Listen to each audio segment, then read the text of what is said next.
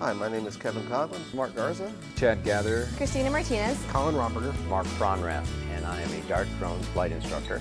Before I got into drones, I actually was a plane captain in the United States Navy for 4 years, and after getting out of the military, I went to college where I received my Bachelor's of Science in a professional pilot program.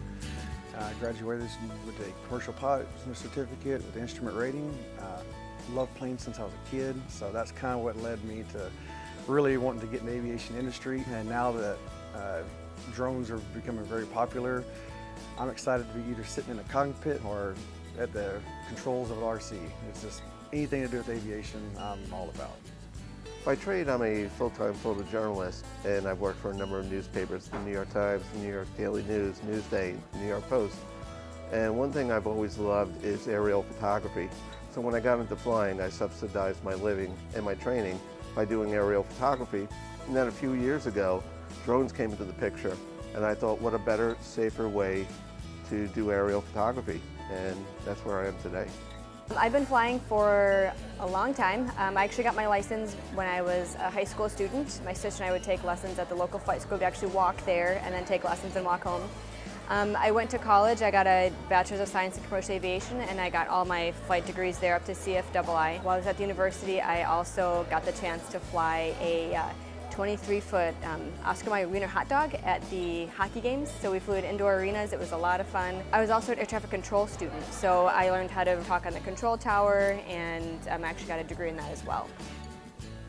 Started out flying a Super Cub, which is a bush plane. We had T-43s, which is a retrofitted 737. Ended up with about 700 combat hours flying in the C-130. Went through right seat training, so I actually got at the setup controls of the T-1. I turned around to the jump seat where I taught guys how to fly the jet.